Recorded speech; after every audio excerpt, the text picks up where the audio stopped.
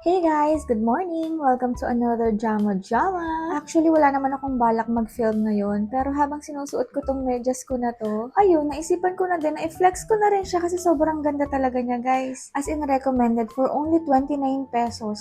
Alam nyo ba, isang taon ko nang ginagamit yan. Tapos as in mall quality pa rin, sobrang cotton and comfy siyang suotin. Ayan, at ilalagay ko na rin yan sa yellow basket para hindi ko na rin makalimutan mag-check out. This morning nga pala mga ante, umuulan kaya nag-jacket ako. Bukod sa ang suot kong dress butas sa likod, kaya tatakpan na lang natin ang jacket. So ayan, I'm about to go to work na sa mga oras na to. Habang nagda-drive, dito ko na rin inaayos yung buhok ko. Diyan na rin ako nagsusuklay-suklay kahit papano. Kasi nag-fly away na talaga siya, so kailangan ko na ng hair treatment. Niisip ko na nga rin kung i-stay ko yung short hair ko or magpapahaba na ulit ako ng buhok. What do you think?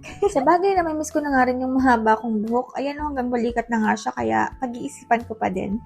At ayun na nga guys, nandito na tayo sa work. So, ayan yung way ko papuntang open court kasi dyan din sa academic building 2 ang aming office. At thankful naman ako kasi yung parking space is nasa tapat lang din ng office. Ang saya, di ba?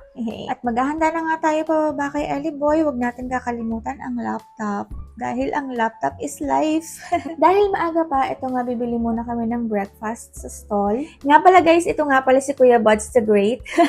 Medyo pa hard to get lang yan, kaya hanggang ngayon matandang binata.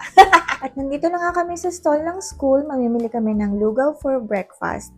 Very matchy-matchy to sa umuulan na panahon, di ba? Meron daw ng thunderstorm, pero wala naman ng bagyo, kaya carry lang. So, ayan ang combo ko for this breakfast. Kailangan natin ng energy dahil marami tayong gagawin kasi malapit na naman ang second semester. At mag-i-start na naman ang internal audit namin sa school. At ayun na nga, lumipas na ang buong maghapon, hindi na ako nakapag-video dahil syempre, busy tayo sa trabaho. And Viola, nakauwi na nga rin ako ng bahay at tulad kanina, ilalagay ko na rin tong medyas ko na tong pang-workout sa yellow basket. At hanggang dito na lang nga ang mini Eme vlog ko mga ante. Mag-walking muna ako. Bye!